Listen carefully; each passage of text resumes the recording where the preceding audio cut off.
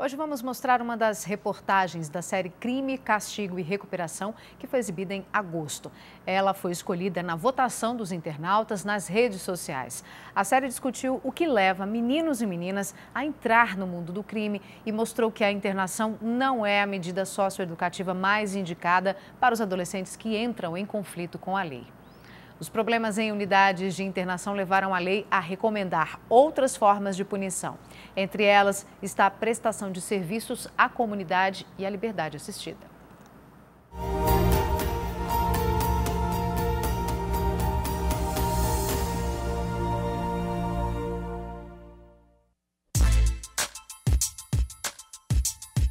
O que deve ser feito com adolescentes que cometem crimes no Brasil? Eu acredito que é a mesma punição adulta. A consciência é a mesma, a violência é até maior. Tem que ir todos para a cadeia. Ao contrário do que muitos pensam, a punição não deve ser o principal caminho de acordo com a lei. A legislação indica que antes da pena é preciso buscar formas de resolver o conflito e corrigir o prejuízo causado.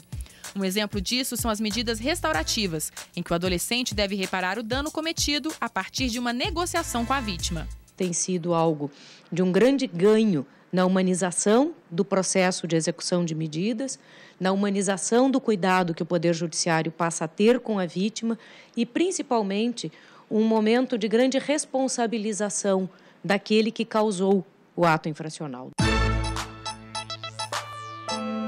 A pena deveria ser exceção, mas é regra. No caso dos adolescentes, ela recebe o nome de medida socioeducativa. A legislação lista como prioridade as medidas em meio aberto, como prestação de serviços à comunidade, quando o adolescente precisa realizar trabalhos em entidades assistenciais, hospitais e escolas, e a liberdade assistida, em que uma equipe de profissionais como psicólogos e pedagogos atende e acompanha o jovem em encontros periódicos. Quando o crime envolve violência ou grave ameaça, como roubo e assassinato, são recomendadas as medidas de internação, com reclusão durante tempo integral em uma unidade de internação e semi-liberdade quando o adolescente passa apenas uma parte do dia no local. A primeira lei sobre crimes cometidos por adolescentes foi o Código de Menores de 1927. A norma dava o mesmo tratamento a meninos e meninas abandonados e infratores. Crianças carentes e adolescentes condenados muitas vezes eram internados no mesmo lugar. Em 1990, veio a separação e a especificação dos direitos dessas pessoas com o Estatuto da Criança e do Adolescente. E em 2012, foi aprovada a lei que regulamenta o Sistema Nacional de Atendimento Socioeducativo.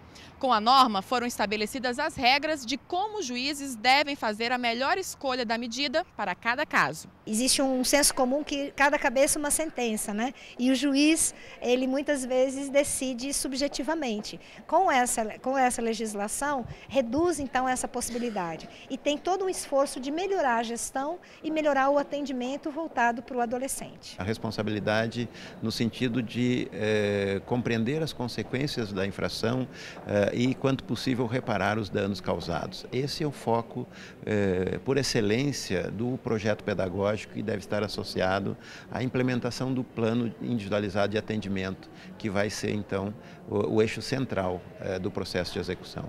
Atualmente, são 90 mil adolescentes cumprindo medidas socioeducativas, sendo quase 80% em meio aberto. Estes 2 meninos prestam serviços à comunidade na secretaria de um centro olímpico em Ceilândia, a 25 quilômetros de Brasília. Você está ali gastando seu tempo e está aprendendo. Medidas como essa não estão estruturadas em todo o país. Apenas 8 estados financiam o meio aberto.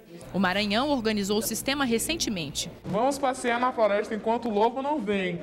Em São Luís, depois de se envolver em uma briga, esta menina recebeu a determinação do juiz para trabalhar 8 horas por semana nesta creche. Está me ensinando a encarar a realidade das coisas, da minha forma de viver o cotidiano, da forma de me direcionar às pessoas. Este menino foi condenado a cumprir medida de liberdade assistida por 2 anos. Ele foi encaminhado para um estágio no Tribunal de Justiça. Uma vez por mês, ele se encontra com a psicóloga para contar como andam os estudos, os trabalhos e as relações pessoais. Em casa, minha mãe sai cedo de casa e eu de noite. Em casa, a gente quase conversa. Aí, no caso, com o psicólogo é muito bom. A gente vai trabalhar com adolescente no mundo que ele vive, né? A gente vai conhecer o mundo dele. Ele não vai precisar sair daquela comunidade, né, como é o caso da internação, para a gente conseguir trabalhar com ele. Mesmo nos estados que financiam o meio aberto, faltam recursos na avaliação desse conselheiro tutelar. Tem, por exemplo, toda uma priorização das medidas de meio aberto, mas o que a gente vê é as medidas de meio aberto extremamente precarizadas em termos de estrutura, né? Então tu tem bons técnicos, mas tu não tem estrutura para esse técnico desenvolver a política. Mesmo assim, muitos jovens que passam pelas medidas em meio aberto começam a acreditar num futuro melhor. Começar aí trabalhando um pouquinho, depois fazer uma faculdade, estudar. Fazer uma faculdade, pretendo ser bombeiro também.